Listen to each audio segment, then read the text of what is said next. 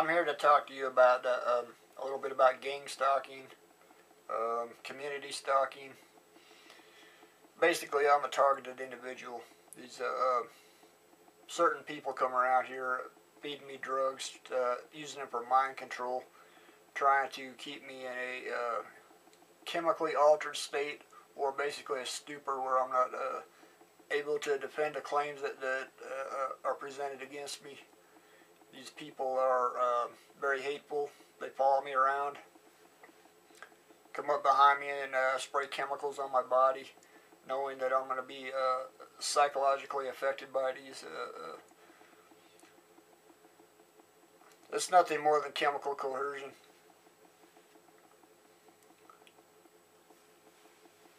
This problem has been going on for at least 20 years.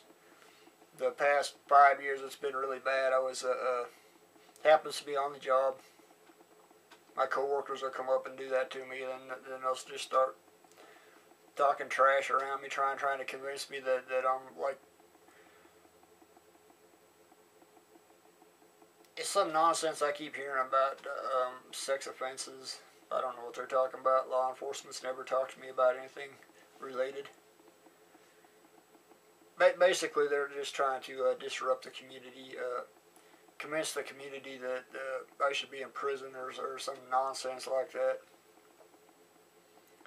This just goes on and on. I had problems with several grocery stores. I talked to Lowe's Foods, made numerous complaints to their risk management department, and finally they just come out here and give me a letter that said, don't come back on our property. They don't want to deal with it. They know what's going on, and they just refuse to prevent the problem. I had the same problem with the community college. I was attending Wilkes Community College, and I had communications with the dean of instruction about this, and all of a sudden I was labeled as mentally ill just because I brought this complaint to him. He's well aware of the situation. He makes he has a higher standard for females. Basically, in his eyes, females can do no wrong, and I've come to find out that females' choice of assault is poisoning, and that's exactly what was happening to me in the classrooms. I was being poisoned through a transdermal application to my skin, and generally the type of assault associated with men is more physical, so there's obvious damage. But if you come around and spritz somebody every 20 or 30 minutes with a chemical, after so long it's going to be to a point of overdose. Nowadays that you can buy so many different drugs over the counter, and anybody can go on the internet and research these drugs, and they can find out what drugs interact. I've been having a bad problem with like heart medications, diuretic drugs. I've never taken the stuff before. One of my hospital records showed up a pharmaceutical drug that I'd never taken in over 5 years. That was very interesting. But this is the problem. Every time I go into town, I get attacked with a chemical substance. People seem to be hateful. The people I believe are responsible are following me around. They're convincing others to assist them in their sick delusions. I have an education now. The dean of instruction didn't want to issue my documents after I was booted out of their college because I complained about this problem going on for over 2 years as a student.